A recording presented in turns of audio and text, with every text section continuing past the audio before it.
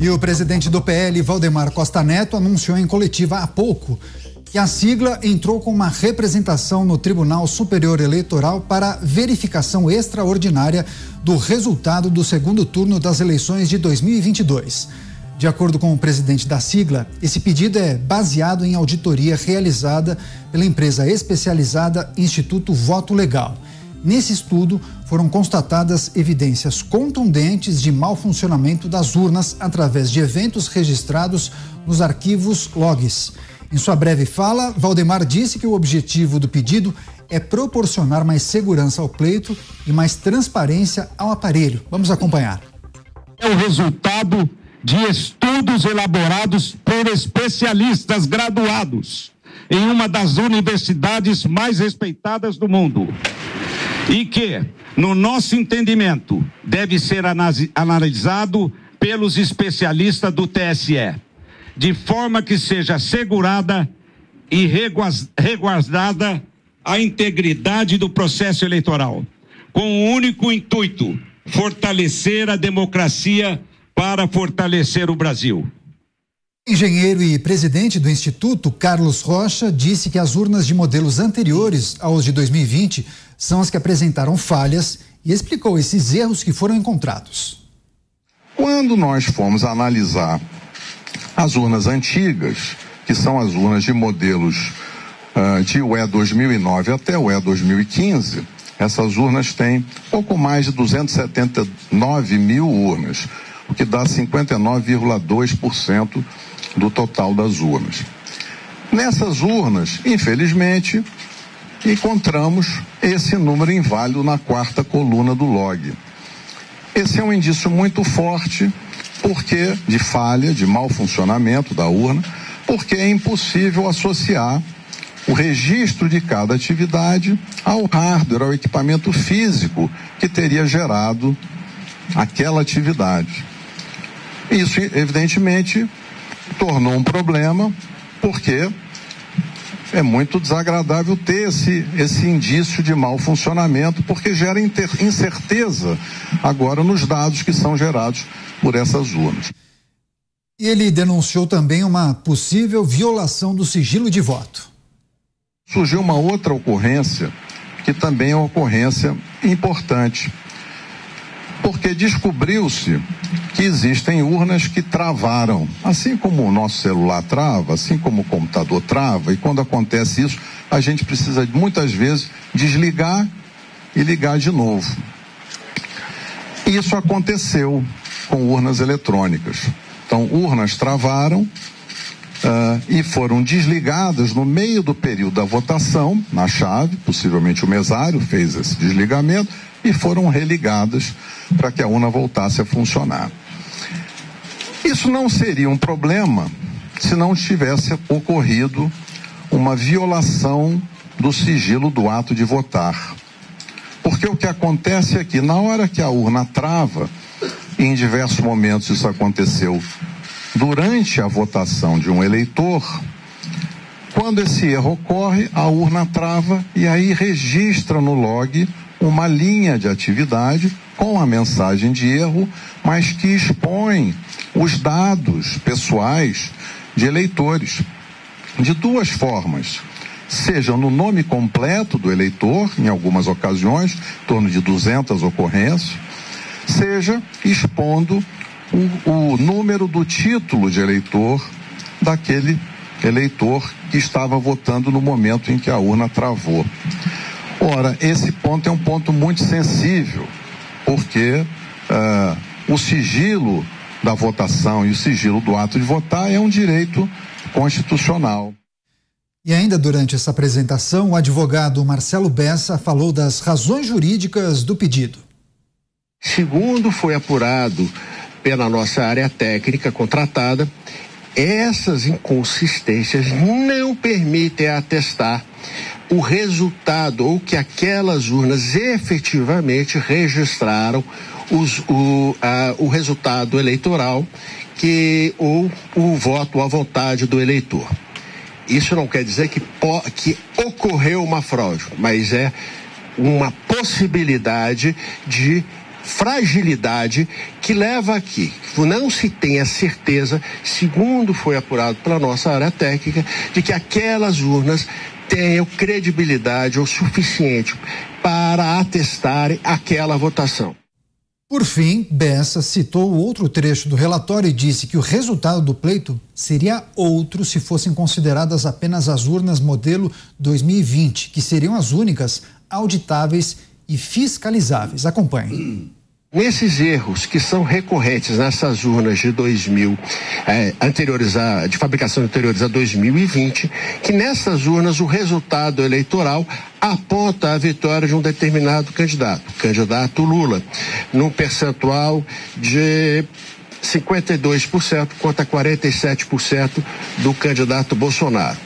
Por outro lado, nas urnas novas, em que é possível a certificação plena do resultado eleitoral, segundo a nossa área técnica, segundo o relatório que nos foi enviado, esse resultado é diferente.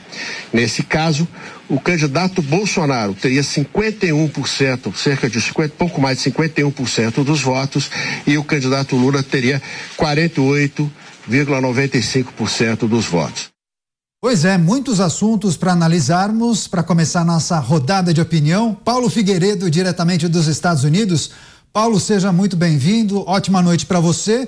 Para começar, o que achou dessa apresentação, das inconsistências que foram levantadas pelo PL e também pelo Instituto Voto Legal, e também quais são as perspectivas a partir de agora?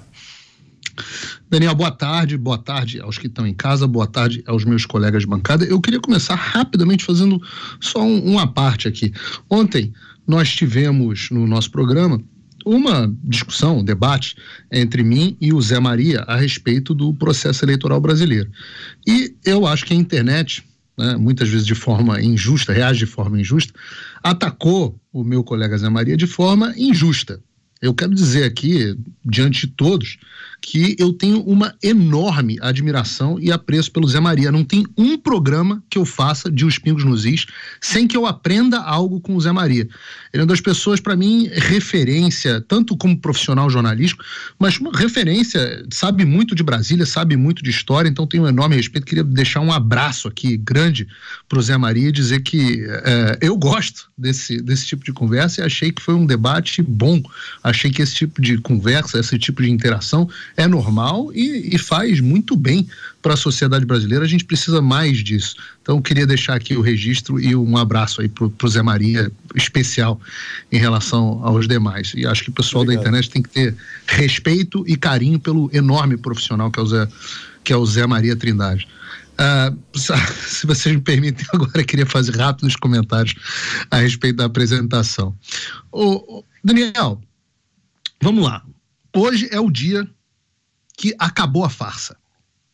Acabou essa história do nosso sistema eleitoral ser motivo de orgulho, ser maravilhoso, o sistema que 3 países no mundo usam, que os Estados Unidos deveriam se espelhar, que o mundo inteiro deveria... Acabou essa porcaria. Isso aí não existe mais, né? Essa palhaçada de TSE batendo no peito, dizendo que o sistema era inviolável, dizendo que era seguro, que o sistema era o único sistema eletrônico do mundo perfeito, né? Motivo de chacota essa afirmação. Mas ela era possível porque os políticos do establishment, né? A velha mídia, podre, por isso está dando traço de audiência, por isso que fica sempre, por isso que a Jovem Pan cresce tanto, porque eles encobrem e dão um ar de legitimidade para um sistema que não só não é maravilhosamente seguro, mas é um lixo. É um lixo. O sistema sobre o qual se apoia toda a democracia brasileira é uma vergonha. Essas pessoas que conduzem o processo eleitoral brasileiro precisam ser responsabilizadas. Vocês são servidores públicos. Vocês têm que ser demitidos. Todos vocês. De presidente do TSE ao cara lá de baixo. Ora, se uma empresa presta um serviço horroroso como que foi prestado, As pessoas são responsabilizadas. Ora, o que é isso? A forma como reagiram, tudo que foi dito hoje no relatório, vocês me desculpem, a gente já sabia há meses, sei lá, um mês pelo menos. Desde a live do argentino, já havia sido apontada essa inconsistência entre o modelo das urnas, essa questão da identidade dos eleitores, isso já havia sido dito antes. Ora, o próprio relatório, as Forças Armadas estão falando desde o início do ano dessa disparidade de segurança entre as urnas e fizeram sugestões que deveriam ter sido acatadas e não foram pelo TSE. Com desculpa técnica, com a desculpa que não dá tempo, com uma desculpa... Essas pessoas precisam ser responsabilizadas. Olha a confusão que esses caras causaram. Todos eles. E o que acontecia quando essas informações eram colocadas na internet? Em vez do órgão que comanda o processo eleitoral brasileiro vir a público ou reconhecer o problema ou desmenti-lo, o que eles faziam? Jogavam para debaixo do tapete e censuravam todos aqueles que falavam a respeito disso. E lá atrás, Daniel, eu disse que quando o ministro Barroso foi fazer lobby no Congresso Nacional contra a aprovação da PEC do voto impresso, eu disse, isso vai dar problema. Por quê? Se o candidato da esquerda, ou quem quer que seja naquele momento, não se tinha certeza que seria o Lula, ganhar, você vai gerar uma enorme desconfiança na sociedade que você não consegue sanar. Ora, sanar desconfianças interessa muito ao vencedor legítimo. Se eu tivesse certeza que teria mais votos na eleição, eu queria um sistema mais transparente, não um sistema menos transparente. Em todo o processo, todas essas decisões que foram tomadas, decisões arbitrárias, mostrando claramente que os condutores do processo eleitoral tinham um lado, todas as vezes que eles negaram os pedidos de transparência das Forças Armadas, todas as vezes eu falei, isso é um desastre para a sociedade, porque vai gerar questionamento e ninguém consegue sanar os questionamentos jogando para debaixo do tapete. Essa forma de pegar 60% das urnas do Brasil, que hoje não são confiáveis, e jogar as desconfianças para debaixo do tapete e censurar e perseguir aqueles que fazem questionamentos que agora sabemos, está aí, está escrito, são legítimos. Ora, esse modelo de Coreia do Norte, esse modelo de República Popular da China, de lidar com a população, leva a esse caos que nós estamos vivendo agora. E agora?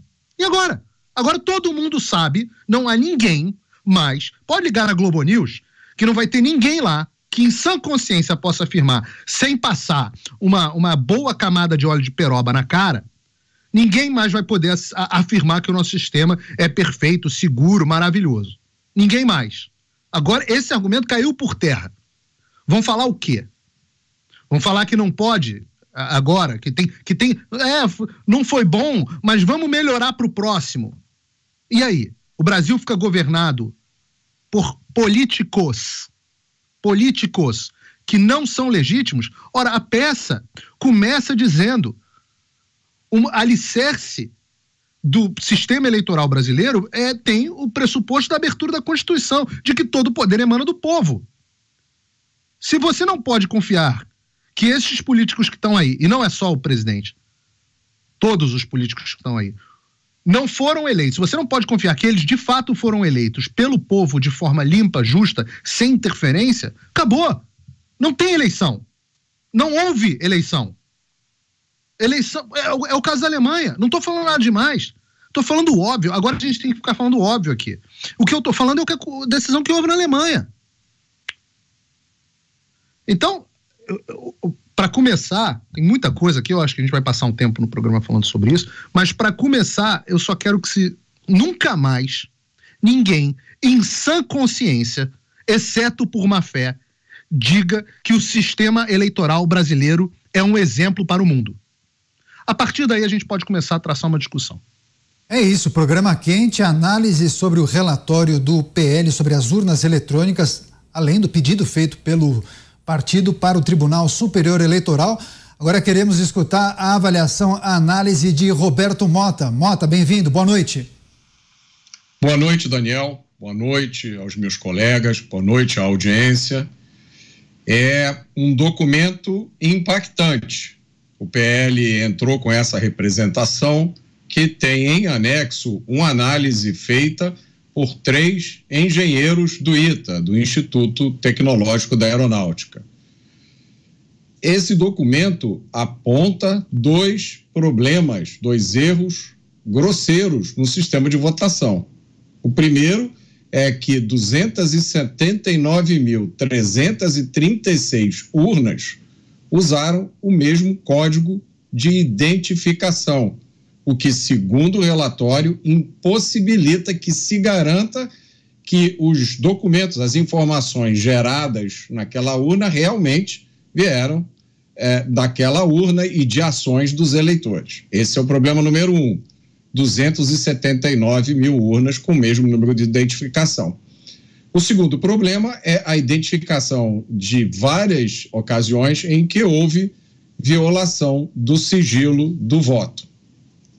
O que é importante a gente observar é que esse relatório foi feito a partir de dados disponibilizados pela própria Justiça Eleitoral, dados que estão disponíveis para todo mundo. E, segundo o próprio relatório, vários outros especialistas independentes chegaram na mesma conclusão. É muito sério o que esse relatório aponta. Vale a pena agora a gente voltar um pouco no tempo e lembrar dos pontos levantados há algum tempo atrás pelo relatório do Ministério da Defesa. Aquele relatório apontava que havia possível risco à segurança na geração dos programas nas urnas eletrônicas devido à ocorrência de acesso dos computadores à rede do TSE durante a compilação do código-fonte. Também apontava que os testes de funcionalidade das urnas, da forma como foram realizados, não foram suficientes para afastar a possibilidade da influência de um eventual código malicioso capaz de alterar o funcionamento do sistema de votação. Por último, o relatório do Ministério da Defesa dizia que houve restrições ao acesso adequado dos técnicos aos códigos-fonte e às bibliotecas de software desenvolvidas por terceiros. E aí o relatório do Ministério da Defesa concluiu, em consequência dessas constatações e de outros óbices elencados no relatório, não é possível assegurar que os programas que foram executados nas urnas eletrônicas estão livres de inserções maliciosas que alterem o seu funcionamento. Então, esses foram alertas que vieram no relatório do Ministério da Defesa, que foi emitido há algumas semanas. Agora, vamos voltar ao relatório do PL. Segundo esse relatório, 40,82% das urnas utilizadas no segundo turno foram do modelo 2020, o modelo que não apresentou problemas. Todos os modelos anteriores apresentaram o problema de ter o mesmo número de identificação para todas as urnas. Nessas urnas que não apresentaram problemas, o resultado da votação foi de 51,05% de votos para o presidente Bolsonaro e 48,95% para o candidato do PT. Concluindo o relatório, a representação, são feitos 2 pedidos ao final.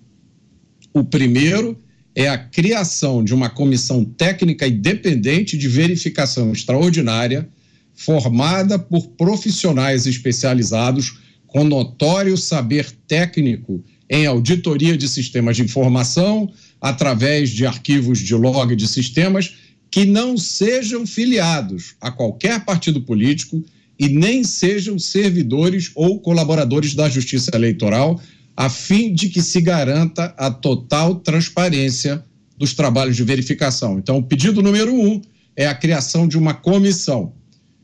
Pedido número 2, ao final, que sejam invalidados os votos decorrentes das urnas em que foram comprovadas as desconformidades irreparáveis de mau funcionamento. Essas são as urnas de modelo 2009, 2010, 2011, 2013 e 2015, sendo determinadas as consequências práticas e jurídicas devidas com relação ao resultado do segundo turno das eleições de 2022. Esse é o relatório do PL.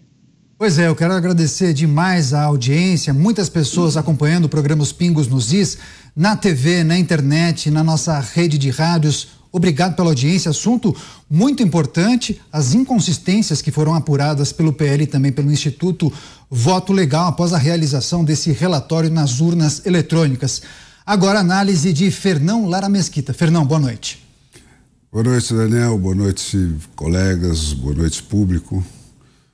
Bom, a diferença do relatório do Ministério da Defesa e desse relatório do PL, como o nosso Mota demonstrou com a sua precisão cartesiana, está na especificidade, né?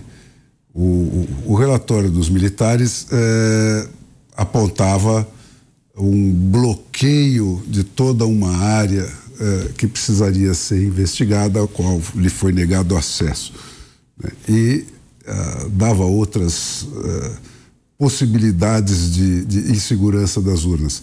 Esse relatório do PL, que vem de especialistas do ITA, que é uma instituição respeitabilíssima, né? Aponta especificamente um problema aonde ele está, nas linhas em que ele se encontra, das programações das máquinas, etc. Então, o que uma instituição de boa fé teria que fazer com uma coisa dessa? Está lá apontado qual é o problema, onde ele está, né, como que ele se configura na opinião desses técnicos, e caberia então ao TSE, se ele tem essa confiança na máquina, demonstrar para o eleitorado brasileiro que existe outra maneira de identificar essas máquinas que não seja esse número que se repete em 60% das urnas, né? Há um engano na avaliação dos técnicos do ITA que é este, assim, né? Que é possível sim identificar, que essa média que eles encontraram de votos estranha, né, entre as urnas auditáveis, que dão 52% contra 47% para o Bolsonaro, e as urnas não auditáveis que dão o sentido inverso, aproximadamente 52% e 47% para o Lula, né? Caberia demonstrar, é simplesmente assim que você dirime um tipo de dúvida desta seriedade, apontada com esse nível de precisão. Quer dizer, se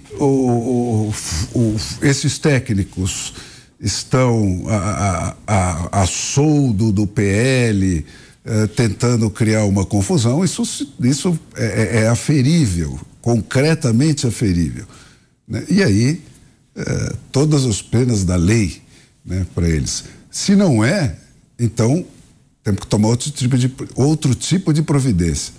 Agora, o que não dá é aquela coisa, né? Puxar de novo o revólver e falar, perdeu o colega, perdeu o mané, né? Não, isso aí não é aceitável. Está perfeitamente identificado o problema, está apontado e identificado, são dois tipos de problema. Com esse detalhe, né? Por que se destacou essa questão da inviolabilidade do voto? Porque quando foi adotada a urna no Brasil, antes dela ser adotada, o Congresso já votou em 2009, né, que fosse acoplado uma impressora para produzir o voto material que serviria para aferir dúvidas, né? Essa lei do Congresso foi derrubada pelo Supremo Tribunal, né? Depois, em 2015, o Congresso aprovou de novo o acoplamento de uma urna, e a Dilma vetou, né? esse veto foi derrubado pelo Congresso, o que requer uma votação com quórum especial, né? E aí foi dada a desculpa de que não havia dinheiro para se botar, a se acoplar a impressora a tempo para a eleição de 2018. E finalmente, em 2020, né, o Supremo Tribunal declarou a impressora inconstitucional com o argumento, e aqui eu estou falando entre aspas, especificamente foi isso: se uma impressora enguiçasse no momento da votação e o eleitor chamasse o mesário para ligar e desligar a máquina, como eles comprovaram aqui que aconteceu em mais de 200 casos, pelo menos, em mais de 200 máquinas, pelo menos, né, um único voto seria conhecido. O que esse relatório do ITA está demonstrando é que não é um único voto que ficou conhecido nesses desligamentos e resetagem dessas máquinas. É tudo que tinha sido depositado nessa urna até então. Então, você pode ter conhecido ou ter visto o mesário violado, devassado o sigilo do voto, que serviu de pretexto para declarar inconstitucional a produção de um voto impresso como contraprova do voto eletrônico, né? Inconstitucional. Quer dizer, então, por isso esse pessoal está destacando esse ponto. Quer dizer, foi devassado pelo menos 200 urnas, onde de ou até o penúltimo voto, essa urna foi ligada e desligada e todos os votos foram dados até aquele momento, foram conhecidos pelos mesários. Então, não tem como escapar disso, ele teria que responder se ele quiser realmente dirimir a dúvida. Ou então puxar o revólver de novo. E aí vamos ver como o país aceita isso ou não, né? A gente continua tratando desse assunto, não adianta, essa é a notícia do dia, mas tem uma informação adicional importante, porque Alexandre de Moraes, que é o presidente do Tribunal Superior Eleitoral, deu 24 horas para que o PL, o Partido Liberal, trate no seu relatório sobre o mau funcionamento das urnas no segundo turno de informações sobre potenciais falhas dessas mesmas máquinas no primeiro turno das eleições. Aspas. As urnas eletrônicas apontadas na petição inicial foram utilizadas tanto no primeiro turno quanto no segundo turno das eleições de 2022, disse o presidente da Corte Eleitoral. Tem um outro trecho. Assim, sob pena de indeferimento da inicial, deve a autora, no caso o PL, aditar, ou seja, incluir na petição inicial para o pedido abranger, inclusive, ambos os turnos das eleições em um prazo de 24 horas, eu fecho aspas, para esse despacho de Alexandre de Moraes, esse trecho que a gente destaca aqui em Os Pingos nos Is. Coronel Gerson, seja muito bem-vindo. Queria a sua avaliação em relação a esse pedido de Alexandre de Moraes, essa condicionante, também esse prazo estipulado de 24 horas. Queremos ouvi-lo. Bom, hoje eu até tirei o paletó porque o assunto é caloroso. O ministro Alexandre de Moraes, em minutos, ele fez a outra jogada, o PL fez o truco, para aqueles que jogam o truco paulista ou quem joga o truco gaúcho, sabe-se que o jogador seguinte faz o retruco e ele faz esse retruco em minutos. Por quê? Porque ele traz o tema ou tenta conduzir o tema do nível técnico para o nível político. Ou seja, a dizer, bom, se 60% das urnas têm essa vulnerabilidade e as urnas não foram trocadas do primeiro para o segundo turno, então o que eu quero que o PL esclareça é se o que ele está colocando é válido também para o primeiro turno, de modo a acarrear o apoio político, inclusive de eventuais eleitos do próprio Partido Liberal e de todos os partidos, de que seria uma situação quase que insolúvel, ou seja, a única opção seria a anulação dos 2 turnos de eleição. Então, ele faz o seu retruco, ele joga o tema técnico para o tema político. Eu tenho bastante argumentos para trabalhar nessa área também, mas eu prefiro interagir com os demais colegas e principalmente ouvindo o Zé Maria daqui a pouco, e vou voltar para o aspecto técnico. A situação é bem pior do que aquela que foi apresentada pelo PL. Por quê? Tanto o relatório do Ministério da Defesa quanto o relatório do Partido Liberal são relatórios feitos ou tratados por políticos ou pela via política. Explico. O relatório do Ministério da Defesa, conhecendo o pessoal da Defesa Cibernética, conhecendo até mesmo o comandante da Defesa Cibernética, que é um velho conhecido, o general Heber Portela, a seriedade com que eles trabalham e a capacitação desse pessoal, eu tenho certeza absoluta que os técnicos do Ministério da Defesa, eles avançaram muito além daquilo que acabou constando no relatório do Ministério da Defesa. Por quê? Porque os técnicos fazem um trabalho sem nenhum tipo de viés político e nenhum tratamento político. Eles apresentam os fatos. Eles são afeitos à ciência. O ministro da Defesa, que circunstancialmente no governo Bolsonaro é um general, mas poderia ser um civil, ele de toda forma ele tem que pegar aquele dado técnico e transformar em algo palatável no campo político. E por isso o relatório do Ministério da Defesa ele foi tão preocupado em não falar em fraude, em não apontar responsabilidades, apenas ele apontou vulnerabilidades e sugeriu, como o Mota muito bem falou, uma solução, qual seja que técnicos se reunissem e pudessem passar a limpo a questão dessas vulnerabilidades, rodando o código-fonte que é feito por programadores nas máquinas com código de máquina binário, que é aquele código que a máquina entende, feita a compilação do código-fonte feito por um humano para o código da máquina que a máquina roda. Bom, essa proposta do Ministério da Defesa, se ela fosse levada adiante, ela iria esbarrar nesse problema que aparece nesse segundo relatório. Mas, por alguma razão, o Ministério da Defesa entendeu de não avançar nesses pontos porque eles acabam incorrendo em áreas que não estavam na competência do Ministério da Defesa, que não foi chamado para auditar, foi chamado para fiscalizar, a despeito da alta capacitação dos seus técnicos. Bom, caminhemos agora para o relatório de hoje.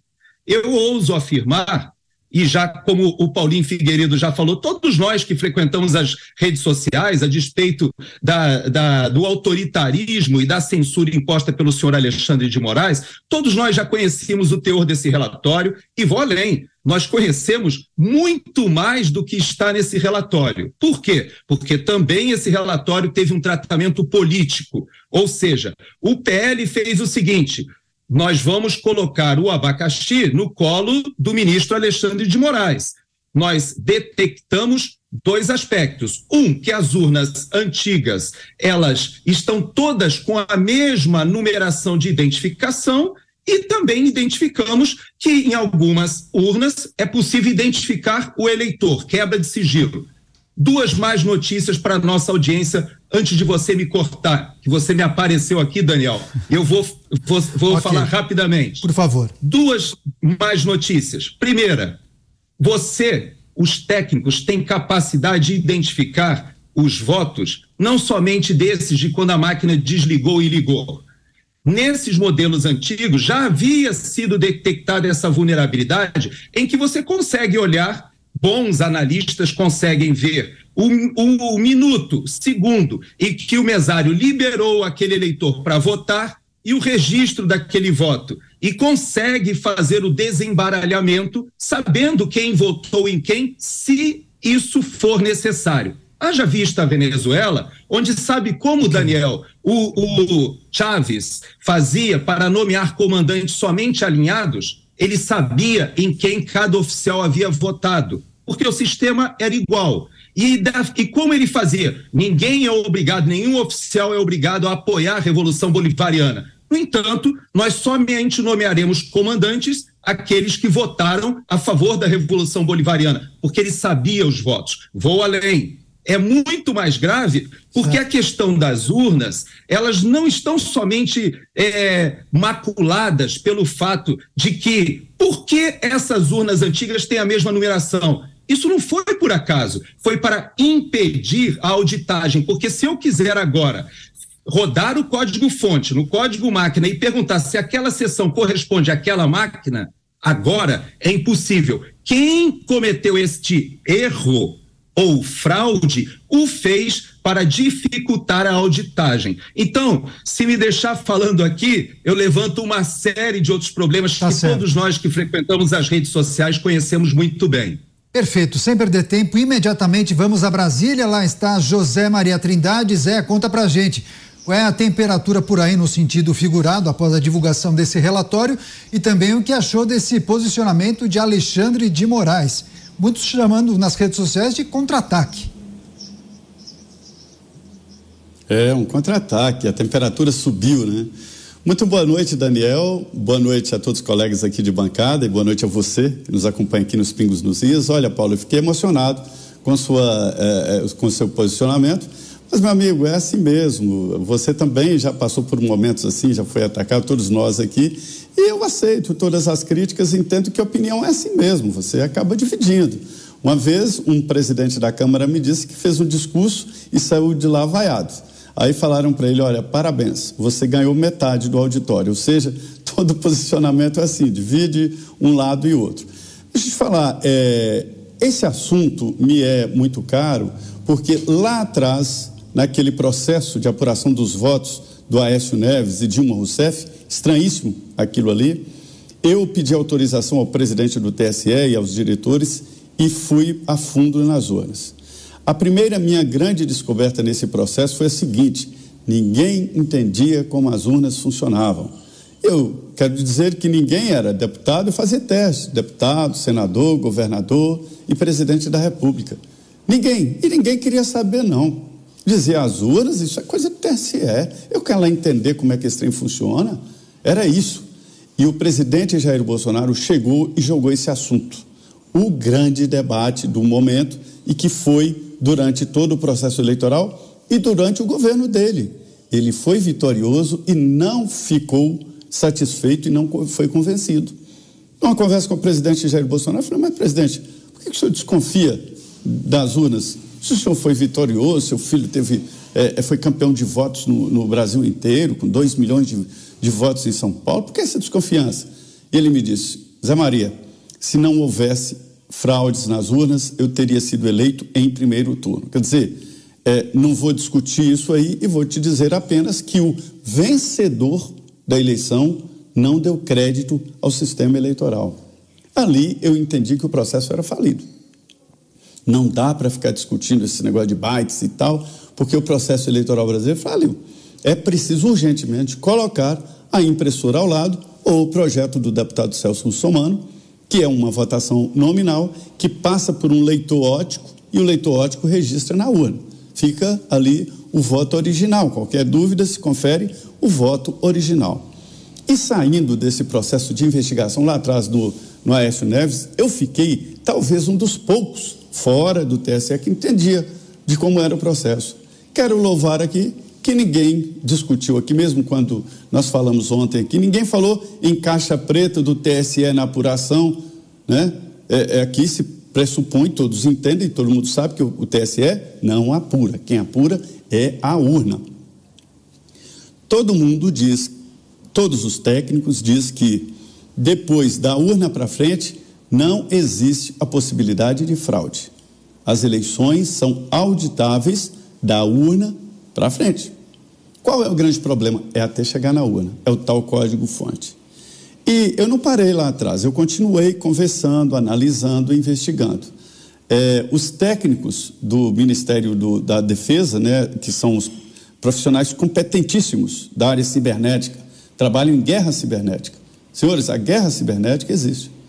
E eles mostraram claramente que o problema seria a falta de acesso ao código-fonte e eles nem sabiam, não havia nem como dizer se o código-fonte que eles analisaram era o mesmo usado nas urnas e que eles entravam sem possibilidade de levar computador, celular, apenas com papel e caneta, ou seja, não havia a possibilidade de analisar 17 milhões de fitas, de linhas, né, que são os comandos para o computador. E esse problemão todo aí existe porque não existe o voto com a impressora ao lado. Foi testado, aconteceu aqui no Brasil. Uma amostra interessante, como teste de integridade né, para as urnas. E decidiram que, olha, não deu problema nenhum, conferiu onde houve os votos impressos, conferiu com os outros e tal, está aprovado e tal. E aí o TSE e o Supremo, de novo, se enclausuraram nessa defesa absurda da votação eletrônica. Eu defendo, eu acho que é possível sim as urnas eletrônicas, mas a impressão será inevitável. Só para dizer sobre hoje, é a primeira vez que grupos técnicos vêm com argumentos técnicos questionar o resultado das eleições. E as urnas foram usadas mesmo, no primeiro turno e segundo turno. Tem que analisar e, se possível, cancelar esses votos e anular essas urnas.